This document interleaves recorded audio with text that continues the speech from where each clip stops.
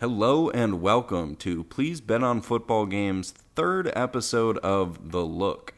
I'm your host Alex, here with the on-air talent Joe. Joe, how are you doing today? We're marathoning, and I'm going to try not to curse, because YouTube will not let us make money if I curse within the first 5 minutes or so. And we're only here for the money. Speaking of only here for the money, we're doing the AFC East in this podcast. Yeah, this will be a fun one. Who's a money grubber? Who should we start with that's a money grubber?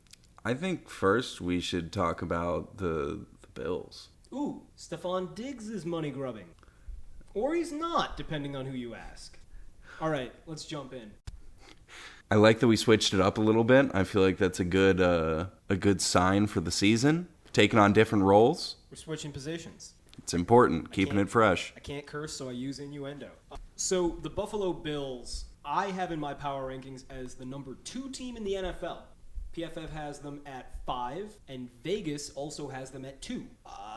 People agree that this team is good. They are very good. And I think that they're a little underrated because of how the season ended. I just finished watching Josh Allen's last 2 games of the regular season. It was noticeable how different the team looked after the Damar Hamlin debacle, which makes some sense because they saw their friend die. Yeah, it's going to mess with your head a little bit. If you think back to early in the season, like the first 5 or 6 weeks, before Josh Allen hurt his elbow, because remember, he pulled his UCL. He didn't tear it, but he pulled it. Before Josh Allen hurt his elbow, before Damar Hamlin died, before Damar Hamlin rose again, literally, the Bills were like unstoppable heathens. And I think that they're going to get back to that. Von Miller also tore his knee. He's going to be healthy. Now, he probably won't play week 1, but he'll be back soon enough. The combination of health and, shall we say, emotional security, because I've heard some other, I can say this. Apparently Josh Allen went through a very messy breakup last year, compatriot, and we know how that can mess with a guy's head. So he has a new lady friend who isn't currently breaking up with him. His friend, and the rest of the team's friend, Damar, is not dead. Von's knee functions and bends. Josh Allen's arm rotates. There's a lot of upgrades without changing anything.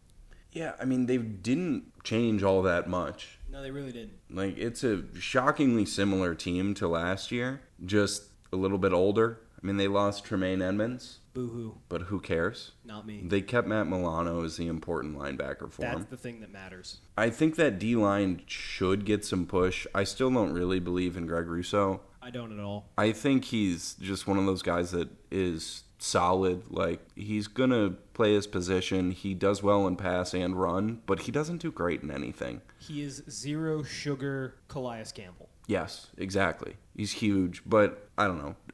Ed Oliver has been a little underwhelming for what we expected from him. I expect him to break out every year, and it doesn't happen. Yeah, he might just be like a solid starter that never is really anything beyond that.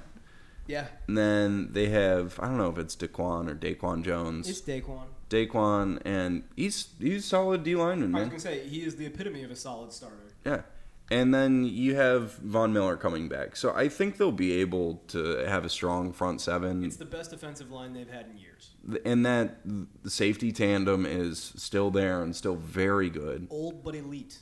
And you got Tre'Davious White.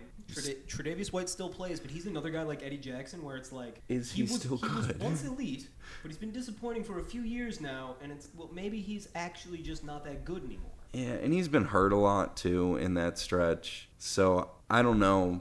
But a guy that was once elite. Yeah. And then they've got a bunch of dudes who are just good enough to play, like Teron Johnson on the other end. And who's the corner they drafted high a couple years ago? I always get him confused with Booth. Dane Jackson? No. Kyer Elam? Yep, it's Kyer Elam. He's a slow zone guy. He's not good. Yeah, but they are in that where they kind of just have some bodies and hope one of them has a good year. Well, yeah, and like Dane Jackson and Teron Johnson are both fine enough corners. One thing that I think will help them a lot. They have Taylor Rapp, too. They got Taylor Rapp? Yeah, that's a great pickup for them. Shit, dude, they should play him at linebacker next to Milano. Because that Asian boy can hit. And their linebackers are not great. Well, I like Tyler Matakavich, but he'll never get a chance. He's too and unathletic. He's a grinder. He works hard. His dad was a coach. He's white. And we're past 5 minutes. I'm going to start cursing soon. So the one thing that I think that their defense has going for them, aside from the addition of Taylor Rapp, which is obviously everything, is that Sean McDermott's going to be calling plays now instead of Les Frazier. And a little bit more insight onto Buffalo. Where am I getting all this Buffalo intel? Who could ever imagine where I would be getting this from? Basically, Sean McDermott wanted to take play-calling duties on defense away from Les Frazier, and Les Frazier threw a fit, left, and now is quote-unquote consulting with Buffalo, or with the Giants, who is Buffalo light. The fact that the New York Giants, one of the premier franchises in the league, just keeps on picking off players and coaches from Buffalo, of all places, it's kind of pathetic on New York's part. But I digress. I think McDermott will be a significant upgrade from Les Frazier because I think McDermott knows how to call a second play rather than nickel cover 2. That said, they were really good at nickel cover 2. I was going to say, nickel cover 2 works pretty fucking well. For the last 2 years, the Bills have had statistically excellent defenses and played nobody. So it's just been like, oh wow, the Bills' defense is sick. Well, they played Gardner Minshew last. So actually, they just played Gardner Minshew. So I think it's been overrated for a while, and I think that, the combination of underperforming towards the end of last year due to injuries, upgrading at defensive coordinator, I think that eventually it all comes out wash. Defense probably isn't very actionable. And the offensive line kind of stinks. Yeah, it really does. It's gotten a little better, but not. It's a subpar offense. The running backs, unbelievable depth. Low key, sick. Yeah. Like Devin Singletary does not get the clout he deserves. But James Cook is young Dalvin Cook. Like, he was in the doghouse for actually 2 months because he fumbled on one of his first threes. But once they started using him again, the man is lightning fast. Yeah, and then they have incredible compliments in Naheem Hines, who was... Oh, didn't he tear his... Jet ski. Yeah, I forgot. Don't jet ski. And then I was going to say a nice compliment on the other end in Latavius Murray, who will bowling ball through people. Didn't they get Damian Harris? They do, yeah, shit, they have Damian Harris, too. Damn. So they have just an absolute stable of running backs, which is also kind of strange because they don't run. I was going to say, that's kind of concerning because it signals that maybe they want to run. It also might just be that they want to split James Cook outside as a wide receiver because he can, and then they'll have running backs to put in his stead. Latavius Murray used to be a wide receiver. He's 6'.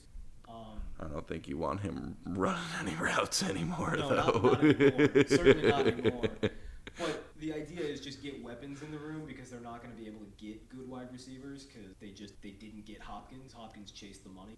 The addition of Dalton Kincaid, in addition to Dawson Knox, who's a legitimately good tight end. So Dawson Knox is already a good. And then Dalton Kincaid is, you hate to say this because it sounds wrong, but his comp is Travis Kelce. That's how he plays the game. That's his style. And Kincaid isn't just any rookie because he's like 24 or 25. The guy's got a ton of experience and he plays a heady game. Yeah, he's about to turn 24. So I'm optimistic that he will adjust to the NFL quicker than most tight ends, especially because he's going to be playing big slot or X most of the time. Pair that with Stephon Diggs, and then they got Deontay Hardy, very quick slot.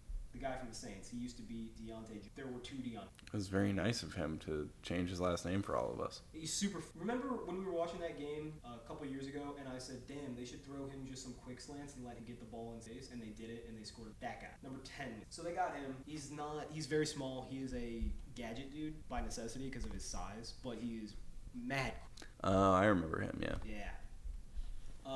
I think there's an avenue for their offense to be better than last year, and frankly, they were one snowstorm game after the death of a friend away from being right back where they were 2 years ago. So this is a top 5 team for damn sure. I think it's the second best team in the league, and only because I can't bet against them. Yeah, they're really good. Josh Allen is a unicorn in terms of what he can physically do. Yeah. And often does. He has his blow-ups where his brain stops working or he panics. That does happen. But he can do so much, and it feels like every year he's doing more of that. He's getting better. There is no quarterback. There are a few quarterbacks who disgust me as often and to as great a magnitude as Josh Allen. But he also he makes so much incredibly difficult shit look so easy that it just washes it all away immediately. It's remarkable. Because Because like 3 times a game when I'm grading him, I'll be like, this dude is shit. Come on, that's not an elite quarterback. Nobody does that dumb shit. And then boom, 50-yard rope, and it's like, he erased all the bad things. Yeah, he's special. He's special. And I agree that they don't have, like, one position group. Well, running back, but they don't really use them like that. Like, they don't have 3 unreal receivers. Like, it's Diggs. Gabe Davis has his moments. But they have depth everywhere. Yeah. At their skill positions. Well, the whole team is built that way. And so I think they'll be able to kind of do whatever they want. The whole team is at least fine, and then Josh Allen is much more. Yeah, and we already talked about the defense. It could be actually pretty good this year. Actually pretty good, not just statistically pretty good. Yeah. So I don't know. I think that'll be a fun team. They're going to be very good, save injury, and I agree. I mean, I have them in the top 3. I haven't done power rankings like you, though. Want to move on? Let's do it. All right, next up, let's talk about those Miami Dolphins. They pain me so because I love almost everything about this team. Let's run through it. I have the Dolphins rated as my 7th team in the NFL. PFF has them at 11. And Vegas has them at 5. So I'm kind of in the middle of Vegas and PFF. We all have them generally in the same area. Their offense is going to be dope, and their defense might be dope. It's ironic that I use the word dope to describe the Sober King coach, but let's talk about him. Mike McDaniel. He does love dope, so it's okay. He might be my favorite coach in the NFL right now. I love him. I love Andy Reid. I've been an Andy Reid truther for over a decade now, but as in Andy Reid's the best coach of my lifetime. Mm-hmm. And I lived for Bill Belichick as well. But, man, Mike McDaniel is so aggressive, and he gets people open downfield to the extent that even his noodle arm quarterback can hit them. Regardless, now he's added Vic Fangio, of all people, as the DC. And Vic Fangio is pretty widely regarded as the best defensive coordinator in the world. I mean, he is the pioneer, the godfather, if you will, of the cover 4 defense that's sweeping the league. It's funny because everybody was talking about 2 high coverages last year, in 2021, and a little bit in the beginning of 2022. And nobody talked about how 4 high coverages were just running everything, the shells. Just bend but don't break defense everywhere. And Vic Fangio's the best at it. He's been doing it since his days in San Francisco. There's a reason he's never needed good defensive backs to put up good defenses. Because his defense basically says, don't get torched, and my line will take care of the rest. Well, Miami's defensive backs, even without Jalen Ramsey, Jalen Ramsey, overrated. Very overrated. He's a 2nd cornerback in my book. There's a reason that the Rams moved him to the slot. But he's still good in zone because he's so strong and quick. He's not fast, but he's strong and quick. Mm-hmm. He would have been a perfect fit for this defense. He would have been really good. He's probably out for the vast majority of the year, if not the year. Mm-hmm. Fine. Do you remember the days when Xavier Howard was considered a top 5 corner? I was going to say, we were just talking about Tre'Davious White, and now we're talking about Xavier Howard. He's gone through a little bit of the same thing, although his good years have been closer. I also know what happened. Remember how we were talking about Brian Flores in the NFC North podcast and how he's really good, but he does one thing? Mm-hmm. That one thing is man. Xavier Howard is a zone corner. He's Marcus Peters. Think of him like Marcus Peters. He needs cover 3. He needs cover 4. Don't have him turn and run. He needs to look at the quarterback and read shit. That's how he works. He's an interceptor. Nathan Vasher, Marcus Peters, Asante Samuel. Don't put him in man. Vic Fangio won't put him in man. God, no. And then you've got apparently... No, we're not doing that. I was about to say Noah Igbenogany. Noah Igbo something. Out of Auburn, first-round pick a couple years ago, has been a massive disappointment, but in camp they're talking about how he's been really good. It is a vastly different kind of defense than he has played in the NFL. But what do we do with training camp hype? We disregard it. What do we do with training camp sorrow? We bask in it. We believe it all. You can only hurt yourself before week 1. You cannot get better. So you add in Kader Kohu, who was promising last year as an undrafted rookie, very promising. And Javon Holland, what? Hey, don't forget about that recent signing, Eli Apple. Oh, fuck, they got Eli Apple. Yeah. Dude, he's dope as a 2nd or 3rd corner. I hesitate to say dope, but I think dope. He's serviceable. He is a solid 2nd or 3rd corner. He is an average starter. But to be able to add him this late especially, if the Vikings would have added him, would have changed our last podcast. Mm-hmm. He's super memeable, but he's a starting corner. Yeah. he's mostly memeable because his mom is insufferable. But regardless, dude, their secondary is going to be dope. And they have a defensive coordinator who makes the job of the secondary easier. That defense is going to be sick. It should be. Here's the kicker. Jalen Phillips is ready to explode. Jalen Phillips will be an elite edge rusher this year. I don't know about top 5. I do know top 10. I think probably top 7, which is an odd number to pick. But he's really breaking out. Christian Wilkins is awesome. And then Siler, the white boy, quietly very good. Emmanuel Agba, quietly a great third rusher. And then Nick Chubb, Brad Chubb, his cousin, the most mediocre starter you could ever have. Yes, he is just whole milk. Yeah, like he will not necessarily hurt you, but he also provides you dick all. So that defense has the potential to be nuts. And then the offense we already saw last year. As long as you don't make Tua think, he will beat you because his dudes will be open by 10 yards. Because that's the best wide receiving core. Tyreek Hill, arguably the best receiver. Jalen Waddle, I say 3 or 4.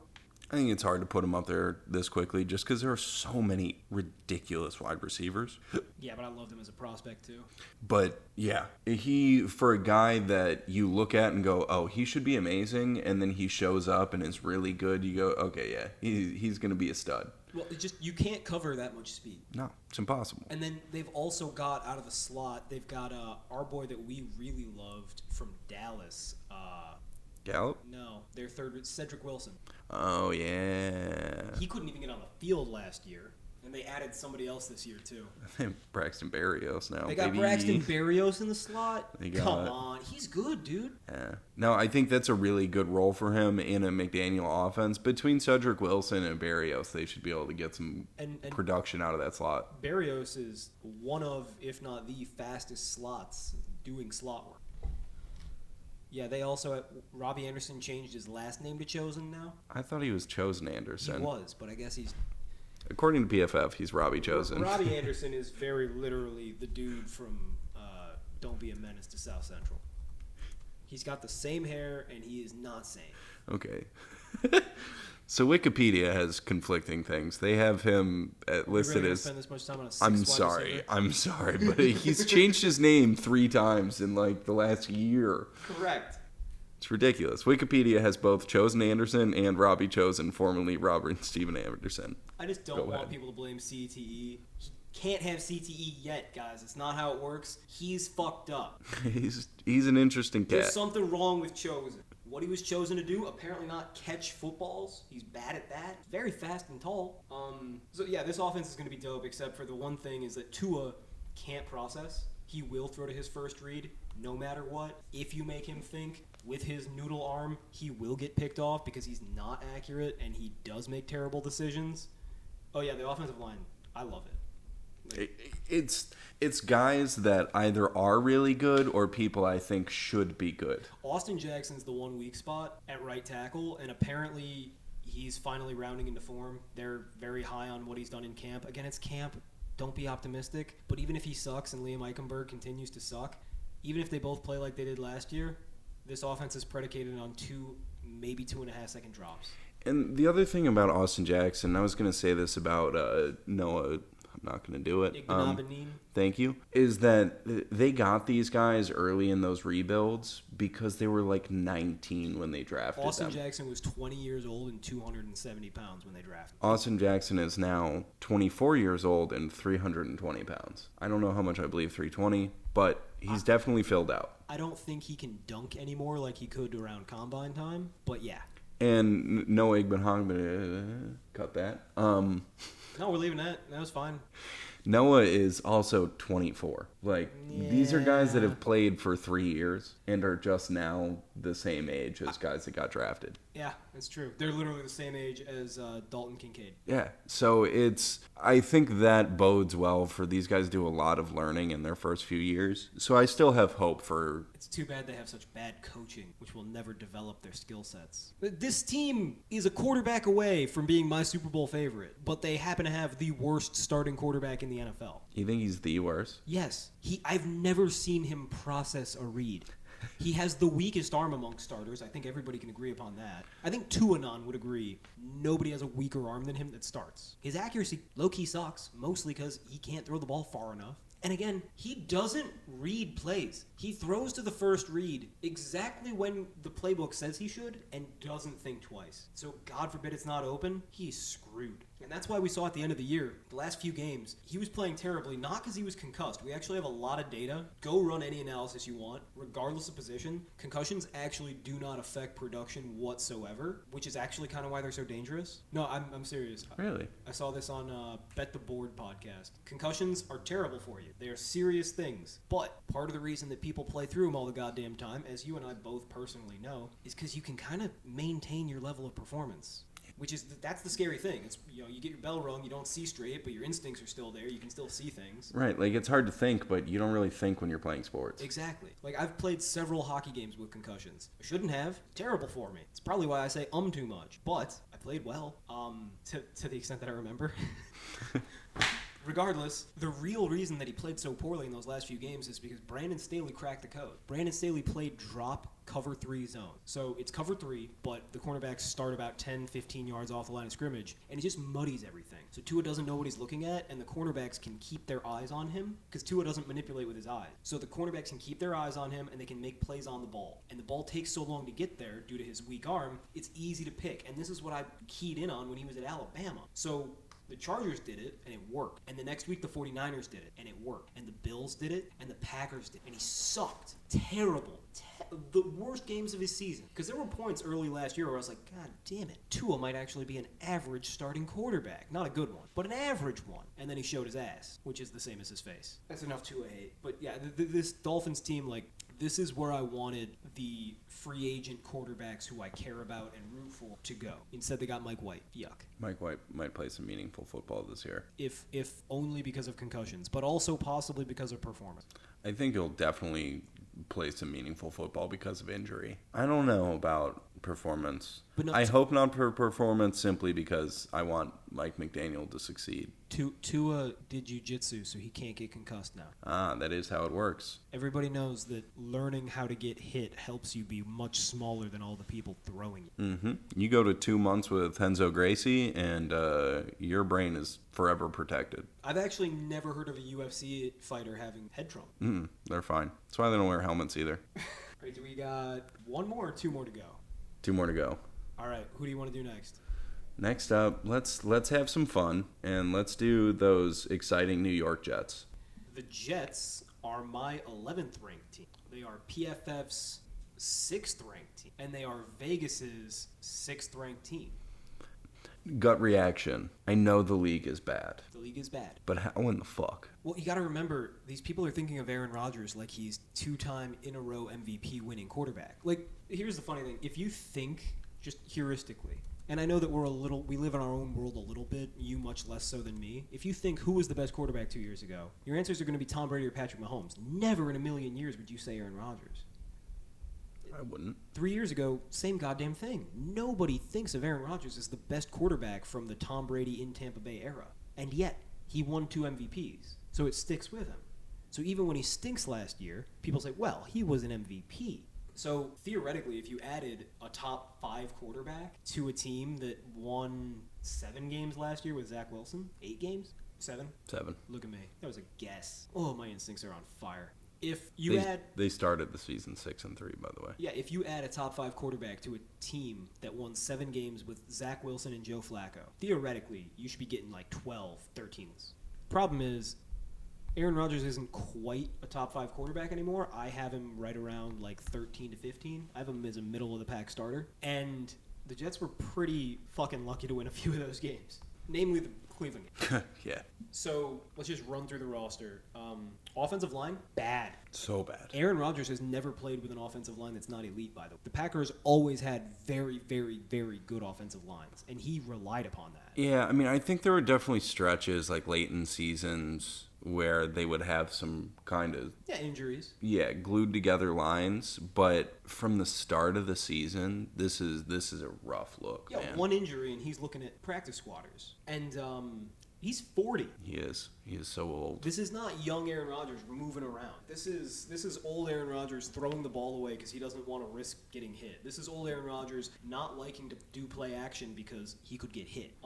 So bad offensive line. Mekhi Becton, never been a fan, and he's on his 5th knee? I don't know if it's quite that many, but yeah, I think he's very legitimately on his 3rd knee, and he's 400 pounds. His skeleton cannot support it, which I don't think any skeleton can. No, it shouldn't. It's too much weight. His running backs are good. Breece Hall's very good. Mm-hmm. That's lovely. Have fun with that. And Nathaniel Hackett will run a similar offense to Matt LaFleur. It will be a lot of wide zone runs, and Breece Hall will be good in that to the extent his offensive line can hold up. I like Michael Carter, too. Michael Carter, good. Real good. Both guys can start, totally. Wide receivers, they're giving the Dolphins a run for their money. So I was low on Garrett Wilson in the draft. Mm-hmm. I didn't think he was a top 10 caliber pick. I don't think he's a number 1 receiver. I think he's an awesome slot or second receiver with incredible body control and savvy. Aaron Rodgers is going to love him. Oh, Aaron Rodgers is going to be thrilled with Garrett Wilson. He's exactly the type of receiver he likes to play with. Yeah, and you got Mecole Hardman for deep shots and just general Marquez Valdez-Scantling type shit. Get the ball in his hands. He's going to be Christian Watson. And Rodgers' deep ball fell off a cliff in the last few years, but it's nice to stretch the field. You've got Corey Davis, who theoretically has shown the ability to be a good X. Mm-hmm. And then you got his old friends. Well, Randall Cobb's not going to play. That's like a no-bid contract, like a no-show contract in Sopranos. Like Aaron Rodgers just like, yeah, my buddy, he's got a paycheck too, right? I don't know why I made him a Chicago mob. I've been here too long. And then at tight end, they got C.J. Uzomah. That's sufficient. Hey, don't you forget about Alan Lazard. Oh, fuck. I did forget about Alan Lazard. Okay, so if Corey Davis can't be the X, Alan Lazard is the definition of a C-plus caliber X. They have a good wide receiver room. It'll be interesting to see because I feel like Rodgers has been able to complain about his wide receivers a lot lately, but never about his line, and now it's going to be the opposite. Yeah. He's just going to complain about his line. It's weird, too, because Nathaniel Hackett won't spread them out. I think Nathaniel Hackett got his name dragged through the mud a lot in Denver because Russell Wilson sucks and is dumb and small. Like, there were open dudes all the time. Shout out to Arjun Menanon, formerly of PFF, currently of the New York Jets, and eventually of wherever the hell he wants to be. He made a really cool chart using GPS tracking to see how many receivers were open on a given play, and Nathaniel Hackett had dudes open. Go check his Twitter. It's a picture he posted a few months ago. It's just Russell Wilson didn't see him. And it's on the tape. Dude's open over the middle of the field, but Russell Wilson doesn't see middle of the field because there are barriers in his way called linemen. The problem is Nathaniel Hackett will run the ball too often, and he will not use more than 3 receivers at a time. So you're going to have some wasted value. And then anything to add on offense? No, I think you got it. It's going to be a Nathaniel Hackett offense. That line is shitty. So bad. You hope that by running the ball a lot, they could, manufacture some competence, kind of like the Browns have done in recent years. Yeah, and they have incredible receiver talent, but I don't know if Rodgers or that offense are structured to let them bail them out. Yeah, no, they're not going to go air raid 5 wide and let Aaron Rodgers distribute. Yeah, I don't think they'll have. Nor do I know that he shouldn't. Yeah, but either way, I don't think they'll give their receivers enough opportunities to win them games. Yeah. Like, again, I'm higher on Nathaniel Hackett than the market is because I don't think Denver was his fault. But he is the guy who coached Jacksonville in the Leonard Fournette, Blake Bortles on offense. Not inspired. Nope. And then on defense, I think their defense is a little overrated. Like, their defensive line gets talked about as being elite. I think it's good. I think it's solid. I don't love any of their edge rushers. Jermaine Johnson is going to be 25, and he's a bust. I know that Greg Cosell, my mentor, my guru, he doesn't know he's my mentor, but he is. He loves Jermaine Johnson coming out of Florida State. I didn't see any of it. They have one of the Lawsons. Carl. They have Carl Lawson coming off injury, I believe. Was he? I know he was last year coming off an injury. Did he get hurt again? Yeah. I wouldn't be shocked. Regardless, he's a smaller speed rusher who's not particularly effective outside of schemed blitzes. Yeah, it looks like he played a good amount last year, but wasn't great. Yeah, no, I mean, they don't I think they have, do they have Roy Robertson Harris? Who goes next to Quinnen? They have John Franklin Myers. That's who it is. I knew it was one of the former Bears who has too many names. They got a Fedi Odenigbo. I liked him as another speed rusher.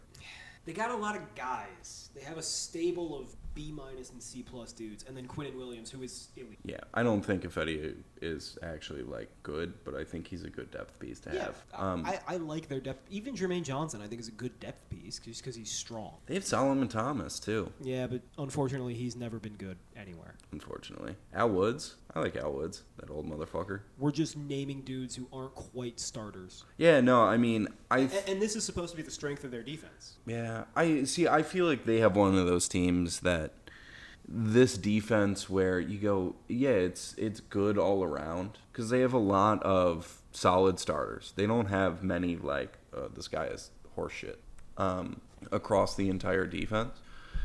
So I think they're just like a strong unit that has good coaching. They do. So Salah does the old. Who's the guy? The defensive coordinator from Seattle went to Atlanta. Dan Quinn. He does the old Dan Quinn thing. A lot of cover 3, a lot of cover 4 disguised as cover 3 that effectively works as cover 3. Don't get beat deep. Keep things simple. Don't make your cornerbacks run side to side. And so. Again, Sauce Gardner. I had Sauce Gardner as my number 1 cornerback in that draft above Derek Stingley. I loved him. But Sauce Gardner isn't that fleet of foot going laterally. Quick, his quickness. He's fast in a straight line. He's big. He's got awesome instincts, awesome ball skills. But you could beat him on a slant or an in. But they run cover 3, so it doesn't matter. He has to go straight back. He doesn't have to worry about all the in-breaking shit, kind of like Richard Sherman. So he gets sheltered from his one greatest weakness. He's a perfect fit for the scheme. I don't think that he's, by any means, some kind of lockdown dude who you just say, like, hey, there's your guy. Just take him out. He's not like that. He's really good at what he does, but that's not what he does. And then, outside of Sauce Gardner, I'm not impressed by any of their defensive backs, safeties, or cornerbacks. Yeah, let's see. Yeah, and again, it just goes to, it feels like they have a bunch of dudes that are guys that have played games, that have started, have been given the responsibility, like Jordan Whitehead.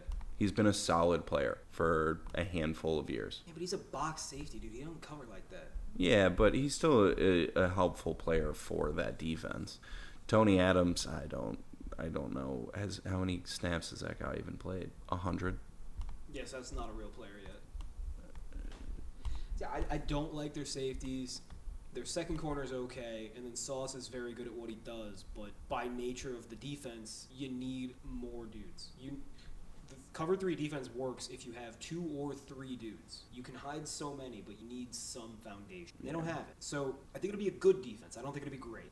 They're not going to be a defense-first team. And ironically, I see this season going very similarly for the Jets to how Brett Favre's first season with the Jets went, where they're almost a playoff team. They might even squeak in, but they're not a juggernaut. They're going to be clearly behind the Bills, neck and neck with the Dolphins, in my opinion. The more I look at this roster, they're really deep on defense. Yeah, they're deep. Like, really deep. Yeah. Like, we missed some safeties. They have Jordan Whitehead. They still have Ashton Davis. Ashton Davis has disappointed me like no other. Chuck Clark, Adrian Amos. Chuck Clark is how old? I don't know, but he's still a guy that can go hit motherfuckers.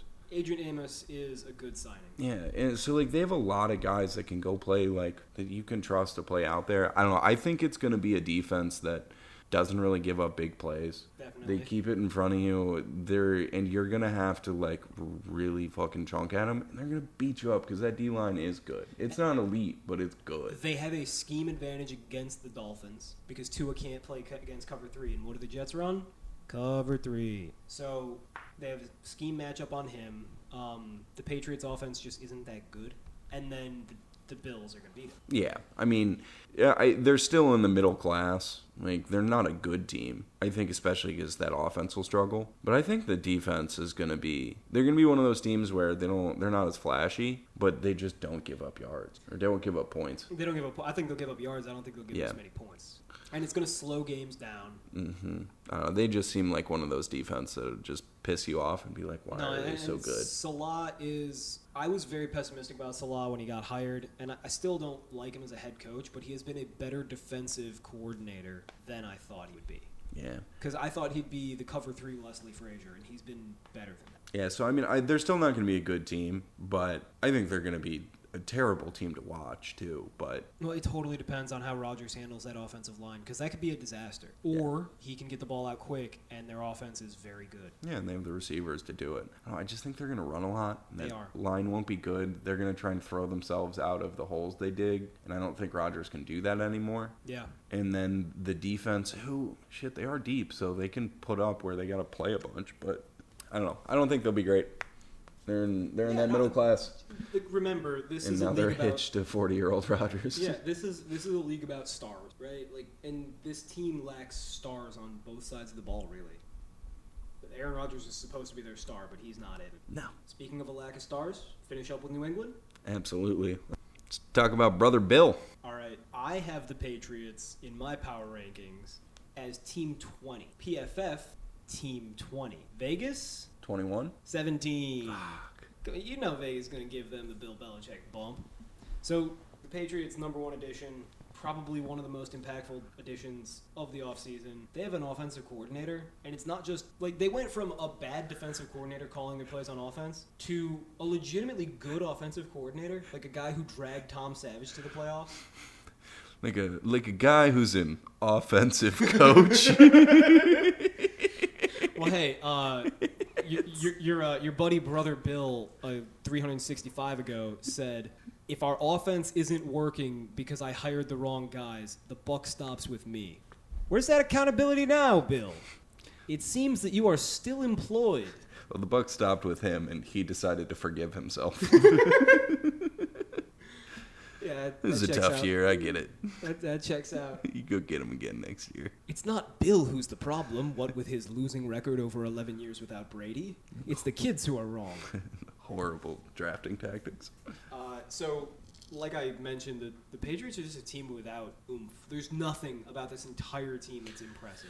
I love Christian Gonzalez, their first-round draft pick corner. Several teams made egregious mistakes by not getting him, including and especially the Lions. I'd rather have an elite corner than a running back who might be very good. Yes. Especially when I don't have corners. Yeah. So their cornerbacks will be good. Their safeties will be fine. Their linebackers will be fine. Their defensive line will be fine. And Bill Belichick will continue with his son Steve, who got that job off of merit alone, and Gerard Mayo, who got that job off of merit alone, but actually kind of, because Gerard Mayo is very good. Yes, he is. But also happened to play for the Patriots for a decade. There's a lot of nepotism and cronyism in this team, which is probably why they've been making the playoffs so consistently for the last 4 years, right? So Matthew Judon will get his schemed sacks. They just signed Trey Flowers. He will get some schemed sacks. Josh Uche will get some schemed sacks. But none of these guys are like true difference makers. When you play against a good team, when it's down to the marrow, they're not going to produce. Christian Barmore has potential. He has not realized it. He's had a couple good games, but for the most part, he's been an average starter.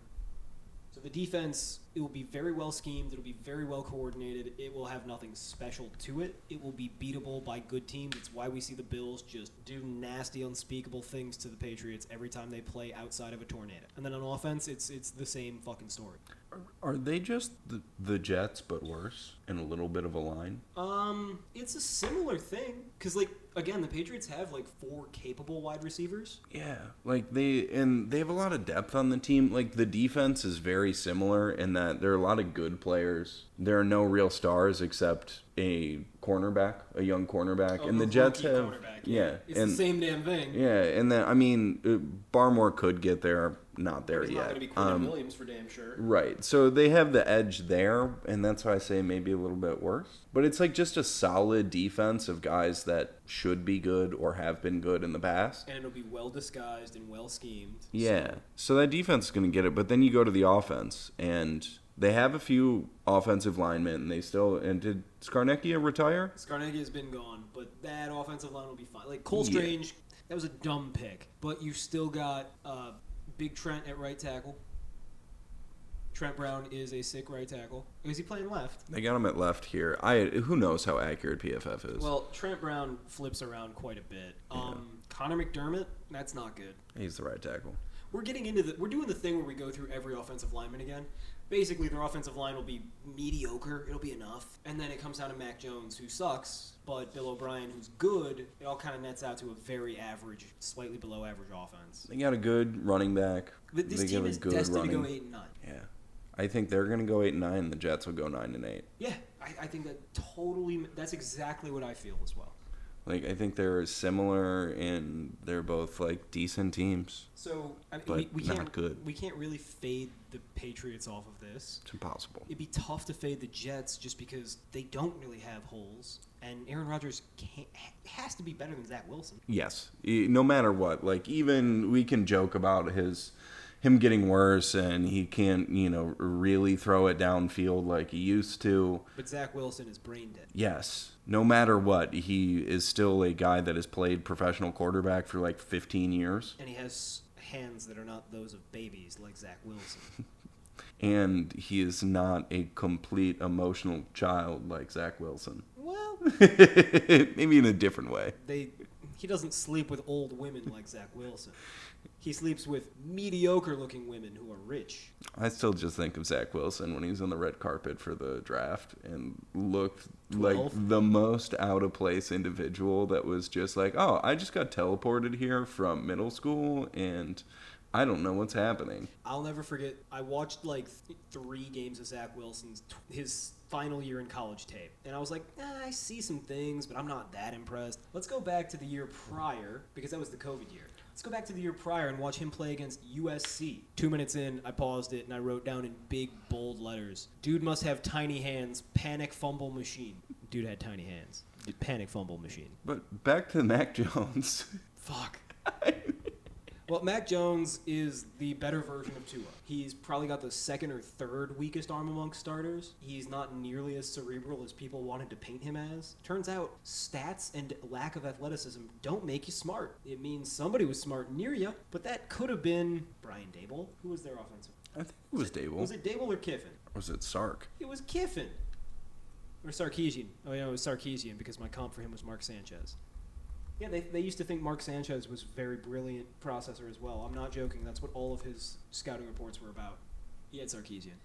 It turns out Mac Jones didn't need to be smart in a simple offense with elite wide receivers, such as Jalen Waddle. Alex has pulled up a picture of Mac Jones being drunk and or high as all fuck at his graduation. That's your Irish brother, son. McCorkle makes us proud. Not really. With his 2 DUIs. Well, one of which has been reported. That's just living up to his family name. So, there's not a lot to say about the Patriots. Yeah, we have the hot take that Bill Belichick is severely overrated, but they're going to be okay enough that it's not actionable. Yeah, the Jets vs. Patriots games this year are going to be... boring. They're going to be... I think they'll be, good football, but fuck is it going to be boring. Compared to last year, that was just bad football and boring. Nothing makes me happy like the Bills playing the Patriots. Oh. I love it every time because they just fucking demolished them, and Bill Belichick's legacy sinks every time. And Bills fans who just got shit on by that franchise for 18 years. It is. It has to be. It's got to be incredible. I'm happy for them. Hey, we didn't keep it under a half hour, but we're closer. Yeah, this one's much better. All right, that's going to do it for the AFC East. In summary, the Bills, still dope. The Dolphins, unfortunately, almost flawless. If they just had any mediocre starting quarterback, they would be dope. They would be the best. Literally, they'd be my favorite team in the league if they had QB 16 or better. And by favorite, I mean, I think they're the best. The Jets, no holes, solid everywhere, going to disappoint some people at quarterback. They'll be a winning team, and they might be a wild card team, but they're not going to be a contender. And then the Patriots will Jeff Fisher out, as Bill Belichick is wont to do. Yeah? Yes, I think that is a good summary. I feel the same. The AFC East, really interesting, but not very actionable. Yeah, I think that's where we're at. I'm sure that'll change by week 2, but... Yep. Well, dude, let's toss him a good bet. Week 1, Monday Night Football, Jets versus Bills. Bills -1. Are you fucking kidding me? And I got buddies saying, you got to put everything on the Jets. They got Aaron Rodgers. It's going to be lit. Yeah, they'll be excited, but can they execute? Even if Aaron Rodgers was as good as Josh Allen. Spoiler, not close. Even if he was. It's a dude's game. It's a dude's first game in a new team, a relatively new offense. He's familiar with it, but not everybody else is. Getting used to new receivers with an offensive line unlike anything he's ever dealt with before. In a crazy offseason as well. Against a Bills team who has been chomping at the bit because they feel like they disappointed. The Bills are going to win.